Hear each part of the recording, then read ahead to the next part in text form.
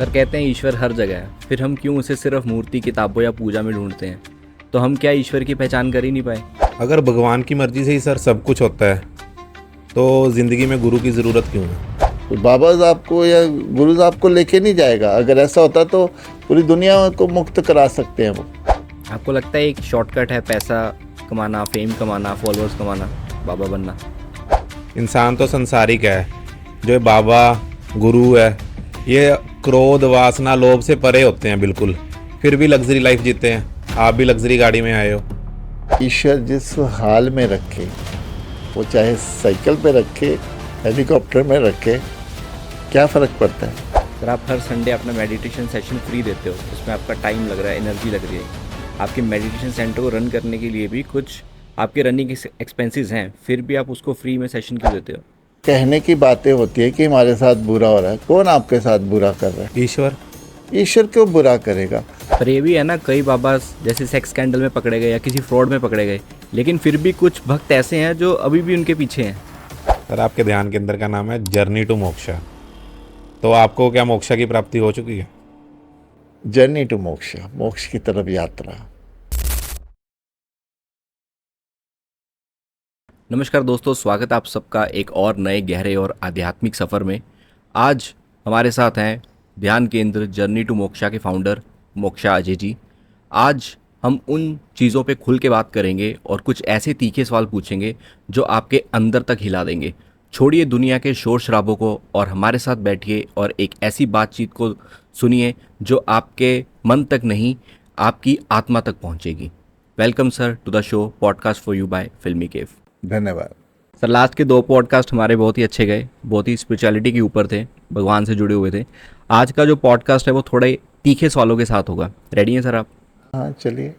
मेरा सबसे पहला क्वेश्चन आपसे ये है कि असली गुरु की पहचान कैसे करें? जैसे आज तो हर गली गली में आपको बाबा मिल जाएंगे, तो असली गुरु को कैसे पहचानें?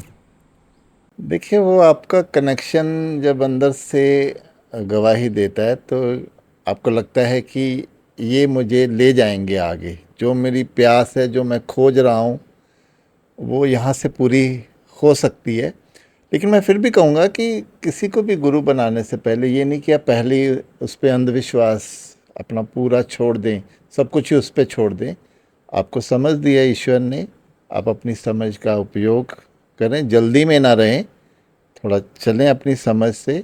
और गुरु से भी ज़्यादा उसके ज्ञान से प्रभावित होने चाहिए आप, कि मुझे क्या वहाँ से मिल रहा है, मुझे क्या सिखाया जा रहा है। और उस ज्ञान को जब आप अमल पे लाते हो, अपनी ज़िंदगी में उसको ढालते हो, ज़िंदगी को वैसे जीना शुरू करते हो ज्ञान के साथ, तो फिर आपको गुरु की भी समझ आ जाती है। जब आप अपने जीवन के उन अनुभवों से निकलते हो, उस ज्ञान को अप्लाई करने के बाद, तो फिर आपको वो अंदर से आवाज़ भी आ जाती है कि हाँ, यही वो गुरु है जिसकी मुझे तलाश है, जो मुझे ईश्वर के तक ले जा सकते हैं, उस राह पे ले जा सकते हैं। अगर भगवान की मर्जी से ही सर सब कुछ होता है तो ज़िंदगी में गुरु की ज़रूरत क्यों है? नहीं, देखिए, गुरु की ज़रूरत पड़ती है। मैं कहूँगा कि ईश्वर भी तो किसी ना किसी रूप में ही आपको गाइड करेगा ना। अब ये बिल्कुल मैं वैसे कहता हूँ कि जैसे आप चाँद का उदाहरण लें, चाँद पे जो रोशनी है वो सूर्य की है। अब गुरु को चाँद माना गया है, लेकिन सूर्य की रोशनी उस पे पड़ती है तो वो चमक आती है, वो एक शीतलता आती है।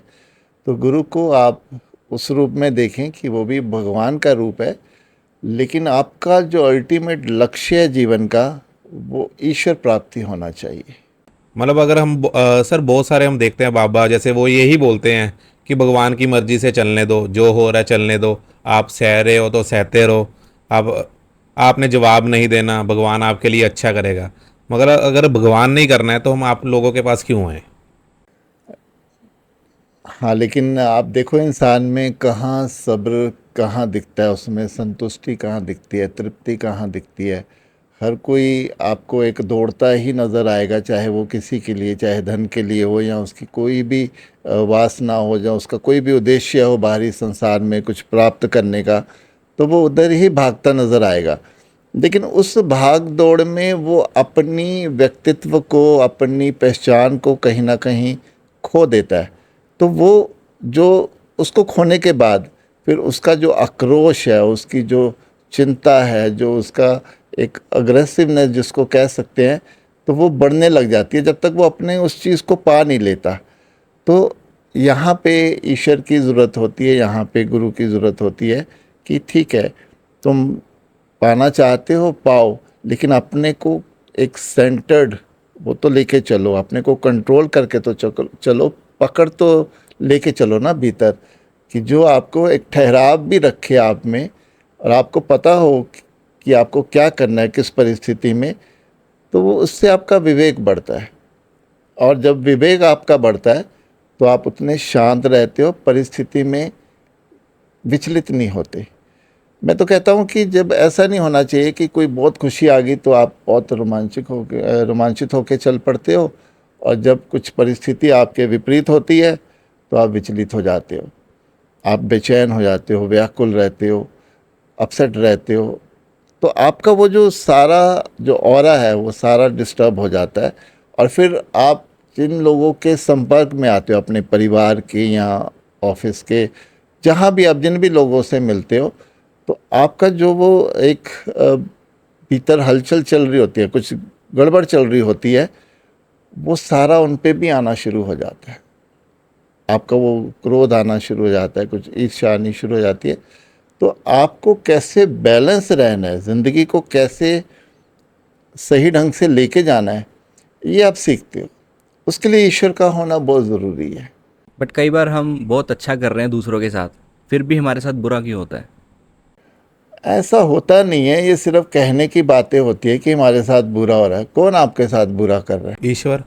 ईश्वर क्यों बुरा करेगा? अगर आप अच्छा कर रहे हो और आप ये दम रखते हो, अपने भीतर ये दावा रखते हो कि आप ईश्वर को मानते हो, आप ईश्वर की राह पे चल रहे हो, तो ईश्वर कहीं ना कहीं फिर आपकी परीक्षा भी लेगा। वो देखेगा कि आप कहाँ खड़े हो अपनी ज़िंदगी में। आप सिर्फ दावा करते हो, दम भरते हो, या वाकई आप वैसे इंसान हो जो मुझ पे विश्वास करके चलता है, जो मुझ पे सब छोड़ के चलता है। जो इंसान भगवान को ज़्यादा पूजता है, भगवान के ऊपर विश्वास रख के चलता है, वो दुखी रहता है अक्सर। नहीं, दुखी नहीं रहता वो। भगवान उसकी परीक्षा ही लेते रहते हैं, परीक्षा खत्म ही नहीं हो रही है। नहीं, वो फिर वो जो परीक्षा लेते है उसके बाद भी अगर वो उस दुख से ऊपर उठ जाता है, वो ये मान के चलता है कि ये तो ईश्वर की परीक्षा, फिर वो दुखी क्यों होगा? फिर तो वो हंस के उसको सहेगा ना। परीक्षा कठिनाइयाँ तो फिर ये तो रहेंगी ना उसके पास। वो अंदर से तो दुखी होगा, चलो अपने आप को वो करता रहेगा कि चलो कोई नहीं, ईश्वर कर रहा है, ठीक ही कर रहा है, ठीक ही कर रहा है, लेकिन वो भीतर से तो दुखी होगा ना सर। तो फिर वो ईश्वर को कहाँ लेके चल रहा है? वो तो सिर्फ ऊपर ऊपर से चल रहा है, वो तो अपने ऊपर के दिमाग को यूज़ कर रहा है, अपने भीतर से कहाँ वो ईश्वर से जुड़ा है। जो भीतर से जुड़ा होगा वो कभी शिकायत नहीं करेगा, राइट? चाहे कुछ भी होता रहे वो। कुछ भी होता रहे वो बोलेगा ये उसकी मर्जी है, लेट मी सी। बल्कि और परीक्षाएं अगर सख्त आती हैं तो मैं भी देखूं कि ईश्वर कैसे मुझे इसमें बाहर निकालता है, या इसमें कैसे मुझे वो सहनशीलता देता है ये सब सहने की। तो अगर वो ईश्वर से वाकई भीतर से जुड़ा है, फिर वो विचलित नहीं होगा, वो छटपटाएगा नहीं, वो शिकायत नहीं करेगा, वो हर चीज़ को स्वीकार करेगा कि ठीक है, उसकी मर्जी। तो आपने बोला शिकायत की बात की, तो जब हम किसी प्रॉब्लम में होते हैं या किसी संकट में होते हैं तभी हमें भगवान की याद आती है। जब हम सब कुछ सही चल रहा होता है तब तो हमें भगवान की याद आती नहीं। क्यों नहीं करते? जब आप सही चल रहा होता है, जब सही चल रहा होता है तो उसको क्यों नहीं भगवान की कृपा मानते हो? जब आप सही हो, आप खुश हो, आप रिलैक्स हो और सब कुछ आप शांति महसूस कर रहे हो, तब आप कृपा मान के चलो ना ईश्वर की, कि ये उसने मुझे दी है। क्या मुश्किल है? अगर आप सिर्फ तभी ईश्वर को याद करते हो जब आप दुखी होते हो, फिर तो आप संसारिक हो, फिर तो आप स्वार्थी हो। आपको तो याद तभी आती है जब आप पे कुछ प्रॉब्लम आती है। लेकिन जो ईश्वर को वाकई हाजिर नाजिर जानकर अपनी ज़िंदगी उस पे चलता है, साक्षी होकर चलता है, वो हर वक्त ईश्वर को अपने साथ लेके चलता है, फिर चाहे खुशी हो, गम हो।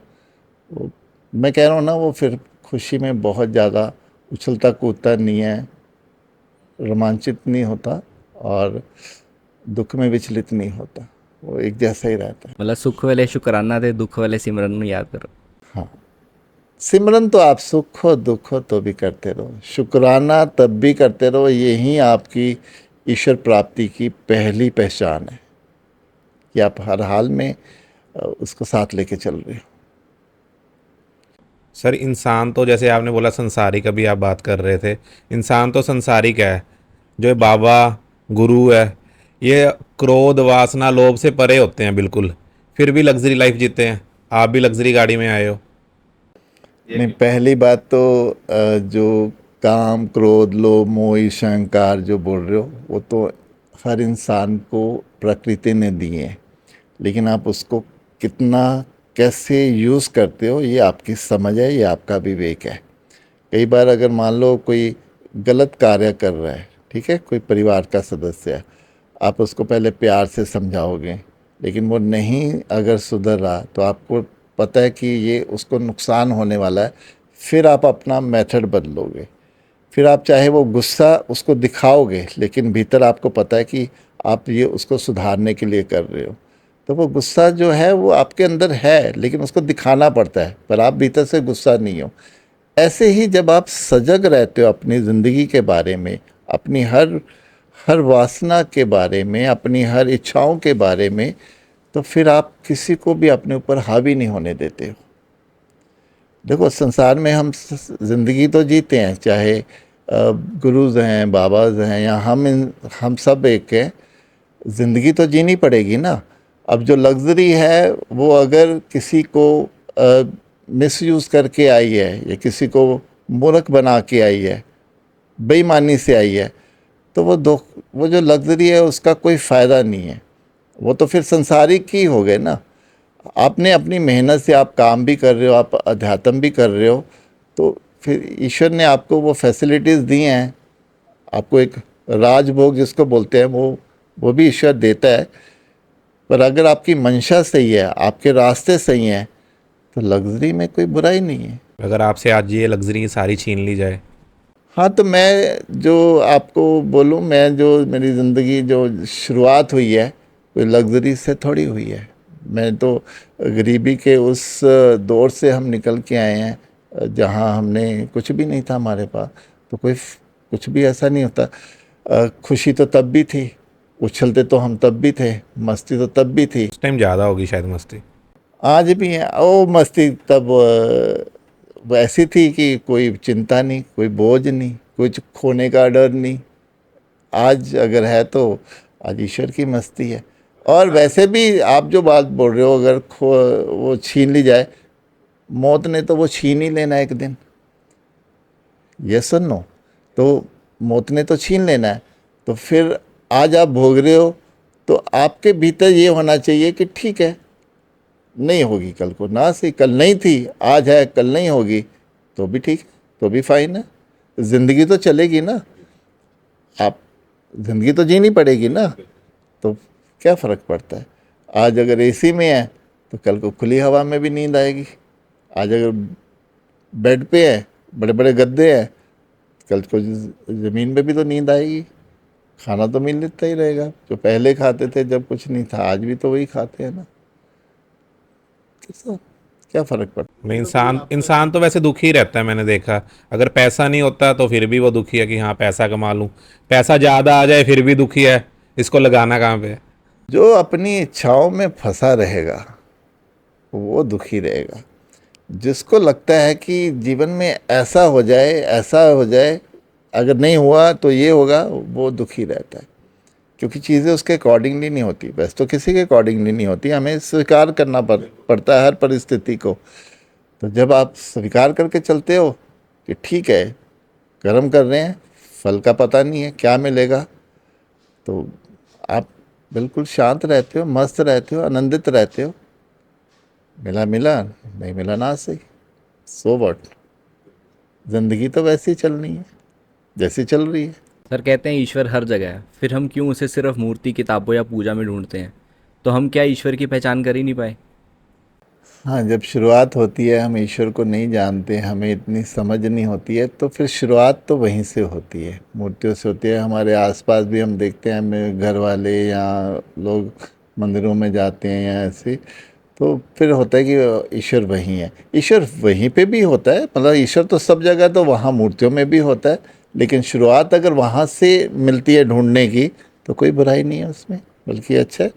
धीरे धीरे आप ईश्वर की आगोश में उसके आते जाते हो, उसकी आस्था में, उसकी भक्ति में, श्रद्धा में आपके भीतर वो जो बढ़ती जाती है। अगर वो उसकी शुरुआत धार्मिक स्थलों से ही होती है तो बहुत बढ़िया है। लेकिन अगर आपकी यात्रा चलती रहे ऐसे, आप और खोजी बने रहो, प्यासे बने रहो, तो फिर आपको हर जगह दिखना शुरू हो जाता है। तो फाइन, दिस इज ओके, सब जगह है। बाबा और गुरुज को भी ईश्वर दिखते हैं। ईश्वर को देखो, मैं अगर अपनी बात कहूँ, मुझे दूसरों का पता नहीं है, मैं यहाँ कहूँगा कि ईश्वर को तो महसूस किया जा सकता है। मैं कर सकता हूँ, आप कर सकते हो।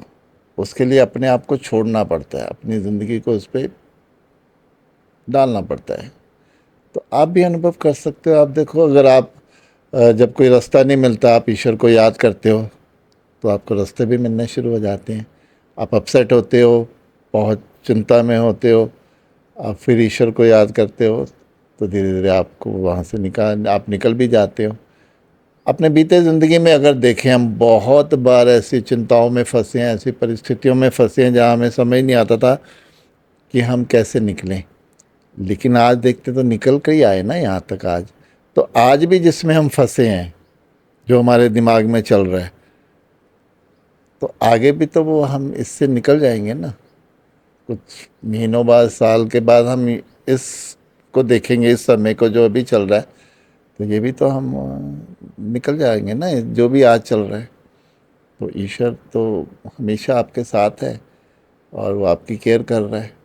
अब आप चाहे ईश्वर को याद करो या ना करो, आप उसको मानो या ना मानो, उससे शिकायतें रखो या ना रखो, ईश्वर आपको अपने साथ लेके। मतलब आप कह रहे हो सब लोगों का ईश्वर के साथ डायरेक्ट कनेक्शन है, अकेले बाबा का नहीं है। ईश्वर का सबके साथ डायरेक्ट कनेक्शन है, पर आप दावा नहीं कर सकते कि सिर्फ आपके साथ ही डायरेक्ट कनेक्शन है। कई बाबा तो दावा करते हैं ना कि ईश्वर ने ही मेरे को बताया है कि हाँ अब ये होने वाला है, अब ये होगा। तो आपने शुरुआती इस पॉडकास्ट की उस प्रश्न से करी है कि जो गुरुज हैं, बाबाज हैं, उन पे कैसे विश्वास किया जाए, तो मैंने उसका जवाब दे दिया है कि आप अपनी समझ से देखिए। ईश्वर ने आपको समझ दी है, सब कुछ दिया आपको। आपको थोड़ा उसको, विवेक को यूज़ करना पड़ेगा। फर्क हमें ही करनी है, बिल्कुल, कौन असली है कौन। बिल्कुल। मैं कहता हूँ कि अगर आप ज़िंदगी में, लोग बोलते हैं कि जैसे आपने बोला कि हमने तो अच्छा किया, हमें बुरा मिला, हमने तो वफादारी की, अच्छेपन से सब कुछ किया, हमें धोखा मिला। नहीं, हमने विश्वास किया तो हमें वहाँ से धोखा मिला, वॉट एवर। तो विश्वास भी तो आपने किया, आपने मौका दिया ना उनको धोखा देने का, तो तभी आपको वो दे पाए। अगर आप ये देते नहीं हो, मौका नहीं देते हो, आप अपने विवेक से चलते हो, तो कोई आपको मिसयूज़ भी नहीं कर पाएगा जीवन में। पर ये भी है ना, कई बाबा जैसे सेक्स स्कैंडल में पकड़े गए या किसी फ्रॉड में पकड़े गए, लेकिन फिर भी कुछ भक्त ऐसे हैं जो अभी भी उनके पीछे हैं। हाँ, वो मुझे नहीं पता, देखिए कि भक्त क्यों उनके पीछे हैं। शायद उनको लगता है कि वो कोई स्कैंडल है, उनको फंसाया गया, ये उनकी श्रद्धा है। और मैं आपको बोलूं कि ये भी छोड़ो कि गुरुज कैसे कोई निकलता है या बाबाज कैसे कोई निकलते हैं। आपकी आस्था कैसी है, आपकी श्रद्धा कैसी है, आपकी भक्ति कैसी है, आप उनको छोड़ भी दो। आपके भीतर जो भक्ति है, जो श्रद्धा है, आपकी आस्था है, वो आपको लेके जाएगी। सामने वाला कोई लेके नहीं जाएगा आपको, कोई बाबाज आपको या गुरुज आपको लेके नहीं जाएगा। अगर ऐसा होता तो पूरी दुनिया को मुक्त करा सकते हैं वो। आपकी भक्ति है, आपका जो ईश्वरी खोज है, जो प्यास है, वो कितनी डीप है, गहरी है आपके भीतर, वो आपको लेके जाएगी। आई होप आप समझ रहे हो जो मैं कह रहा हूँ। तो कोई फ़र्क नहीं पड़ता सामने कौन है, आप क्या चाहते हो, आपने क्या बनना है, आपने कहाँ पहुँचना है, ये आपके है, ये रास्ता आपका है। तो अगर आप अपने उस रास्ते पे अडिग रहते हो, तो अल्टीमेटली तो ईश्वर आपको अपनी आगोश में ले ही लेते हैं ना। वो अनुभूति करा ही देते हैं ना आपको कि मैं हूँ तेरे लिए, तो क्यों घबरा रहा है, तो क्यों चिंता कर रहा है। ये बाबा और गुरु बनना आजकल का फैशन नहीं हो गया, पैसे के पीछे हो रहे हैं सब कुछ, आपको क्या लगता है? देखिए, जो पैसे के लिए हो रहे हैं वो तो फिर संसार में ही दौड़ रहे हैं ना। आप आप कोई भी ऑनलाइन चूज़ कर लो, उसमें आप पैसे के लिए दौड़ रहे हो, या आप ये लाइन चूज़ कर लो, आप दौड़ अगर पैसे के लिए रहे हो तो आप तो संसार में ही हो ना। आपका मोह जो है संसारिक है। तो जो फिर क्या फ़र्क है एक एक बिजनेसमैन में, एक जो दौड़ रहे हैं, जो पैसे के लिए, फेम के लिए, या अपनी वासनाओं को पूरी करने के लिए जो दौड़ रहे हैं, तो उनमें वो भी हैं, क्या फ़र्क पड़ता है। आपको लगता है एक शॉर्टकट है पैसा कमाना, फेम कमाना, फॉलोअर्स कमाना, बाबा बनना? जिनको लगता है उनके लिए होगा, मैं इसमें के बारे में नहीं कुछ कह सकता। जिनको लगता है होगा तो उनके लिए होगा। क्योंकि पहले के जो थे वो सिंपल साधारण कपड़ों में रहते थे, कोई लग्जरी नहीं थी। आजकल देखो कोई हेलीकॉप्टर में घूम रहा है, कोई रॉयल रॉयल्स में घूम रहा है। ठीक है, ईश्वर ने उनको जिस हाल में रखा है, जिसमें, तो रहने दो ना, उसमें क्या है, कुछ ईर्ष्या हो रही है क्या आपको? हमें नहीं मिल रही सर, इसलिए हो रही। भाई, जिसकी ज़िंदगी में ईश्वर ने जो देना है वो उनको दे रहा है, तो हम क्यों चिंता करें, हम क्यों उसमें क्वेश्चन मार्क करें। नहीं, आए तो वो साधारण थे, कुछ भी नहीं था उनके पास। है तो कमाया वहीं से है सर हाँ, उन्होंने। कमाया तो वहीं से है ना, लोगों ने चाहे दान दिया। मैं फिर कह रहा हूँ, ईश्वर जिस हाल में रखे, वो चाहे साइकिल पे रखे, हेलीकॉप्टर में रखे, क्या फ़र्क पड़ता है। जब आपने अपनी डोरी छोड़ दी पूरी, तो ठीक है, रखे, इसमें क्या है। अल्टीमेटली तो सब छूट जाना है ना, जब जाना है तो वो हेलीकॉप्टर भी यही रह जाने हैं, साइकिल भी यही रहने, सारी लग्जरी यही रह जानी है। जाना तो आपको अपनी शुद्ध बच्चों चेतना के के नाम हो साथ ही है जानी है ना। सर, वो सारा कुछ बच्चों के नाम कर जाना उन्होंने। पता नहीं, वो मैं तुम्हारे ये फैमिली। प्रश्न मेरे उसका नहीं है। मैं तो इतना जानता हूँ कि आप जो मर्जी, जैसे मर्जी रहें, अपनी चेतना को शुद्ध करके जाएं। आपकी मंशा शुद्ध होनी चाहिए, आपका हृदय पवित्र होना चाहिए। बस कुछ कर्म ऐसा नहीं बनाओ जिसका आपको पे बैक करना पड़े। ये मैं पहले एपिसोड से जो मेरा सूत्र है वो यही है कि कोई ऐसा कर्म नहीं बनाओ जिसका आपको भुगतान करना पड़े आगे। पीछे जो हो गया सो हो गया, उसका भुगतान अगर हमें किसी ना किसी रूप में आज करना पड़ रहा है, तो बिना शिकायतों के, बिना किसी दर्द को, तकलीफ़ को अपने बोले, चुपचाप सहते रहो, मौन रहो, मस्त रहो, और ये ख़त्म हो जाएगा भुगतान।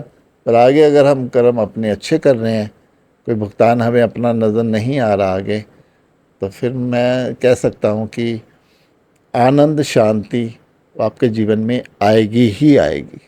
मतलब आप ये कह रहे हो अच्छे कर्मों से कमाओ, चाहे बाबा है चाहे कुछ है, अच्छे कर्म होने चाहिए, अच्छे कर्मों से कमाया हुआ कोई फलेगा बुराई ही। नहीं है, अपने अच्छे कर्मों से करो, अपनी मेहनत ईमानदारी से करो, अपना व्यवसाय भी अगर करते हैं बाबा लोग, तो क्या बिल्कुल बुरा है बिल्कुल। उसमें, क्यों नहीं कर सकते।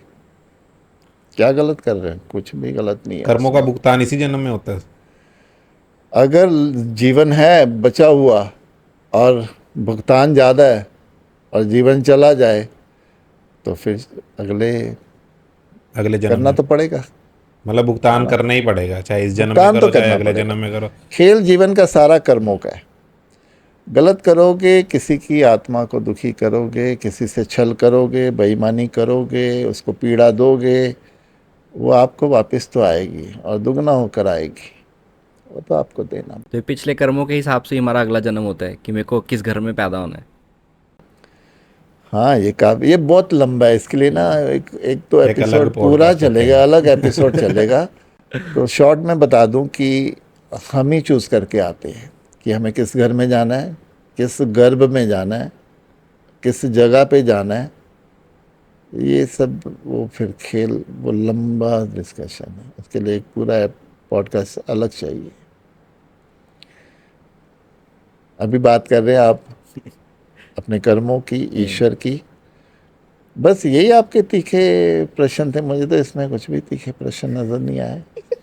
तो हाँ, ये तो नॉर्मल है, ये तो ज़िंदगी का नहीं, कई बाबा लोग फलसफा। इससे भाग जाते हैं ना, इन्हीं प्रश्नों से।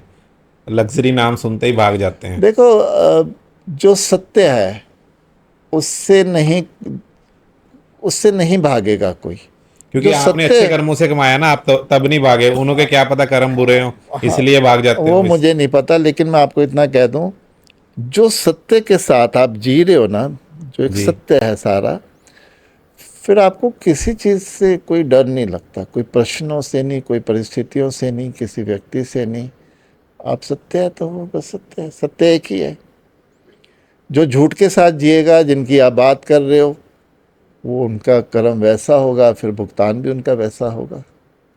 सर लास्ट के पॉडकास्ट में किसी ने एक प्रश्न किया था कि मैं जब भी मैं सच बोलता हूँ, चाहे मेरे दोस्त हों, चाहे मेरे रिश्तेदार, चाहे आसपास के पड़ोसी हों, सच बोलने पर लोग दूर क्यों हो जाते हैं?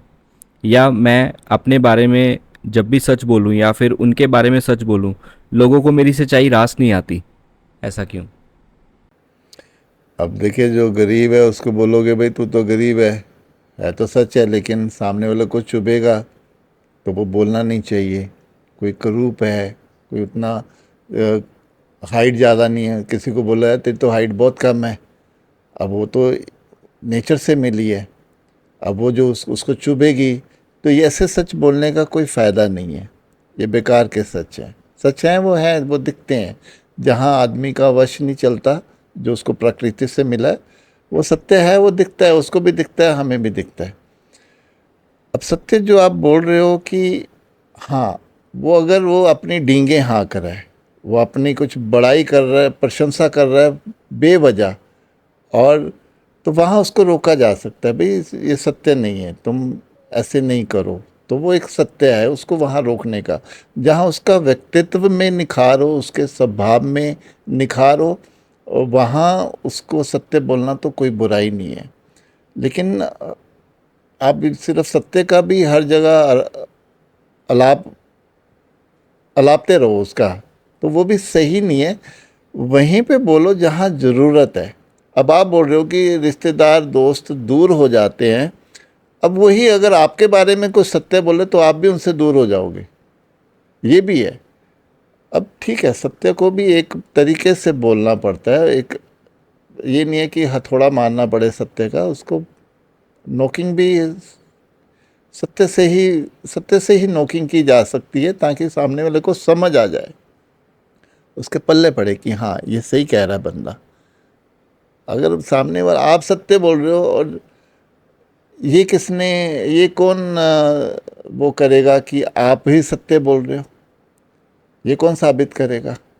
आप अपनी तरफ से दावा कर रहे हो कि आप सत्य बोल रहे हो, तो ज़रूरी तो नहीं है। तो आप क्या बोल रहे हो कि सामने वाले को वो पहुँचे, उसके, आपकी जो भाषा है, जो आपके शब्द है, वो हार्ट टू हार्ट हो, तभी सामने वाले को समझ आती है कि हाँ, कहाँ मैं गलत हूँ, कहाँ मुझे सही होना है। लेकिन सत्य को बोलने का भी एक तरीका होना चाहिए, वो वो विवेक से आता है। तो आप बिना विवेक के आप दावा करोगे आप सत्य बोल रहे हो, तो वो सत्य अगर तकलीफ देता है दूसरे को, तो फिर नहीं बोलना चाहिए उसको। देखना आपको कैसे बोलना है। तो दूर ही होंगे ना।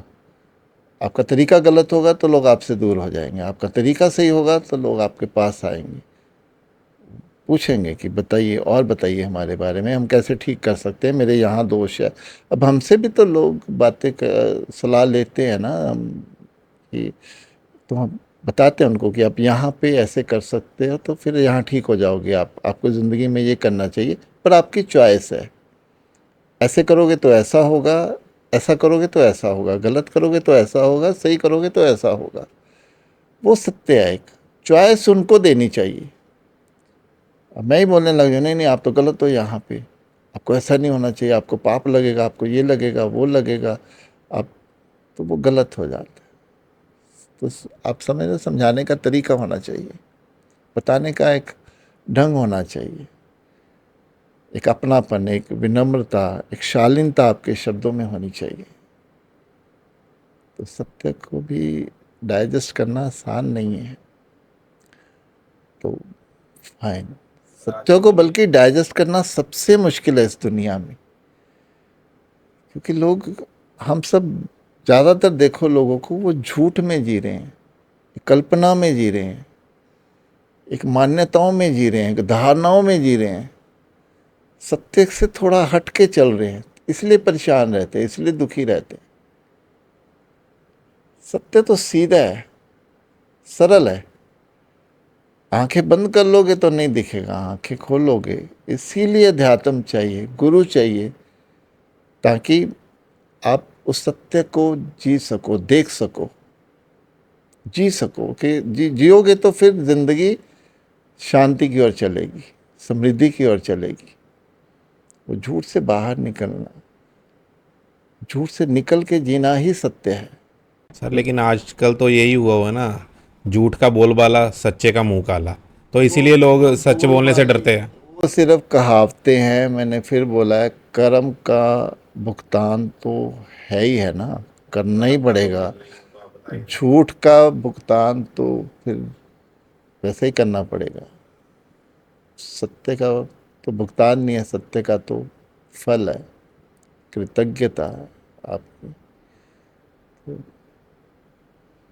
जिंदगी को जितना सरल हो, जितना प्रेम से हो, जितना आराम से हो, ठहराव से हो, सब्र से हो, स्वीकार हो जीवन में, ज़िंदगी उतनी अच्छी चलने लगती है, उतनी स्मूथ चलने लगती है।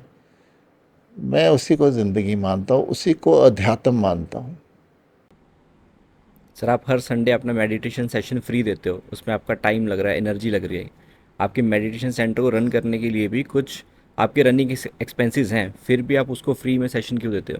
हाँ, जब आपने बोला कि लग्ज़री आपके पास है, तो मैं एक मानता हूँ कि वो भी तो ईश्वर चला रहा है, मैं नहीं चला रहा हूँ। तो जब तक मुझ में ताकत है तो मुझे कोई प्रॉब्लम नहीं है, जब तक मेरे पास है कोई प्रॉब्लम नहीं है।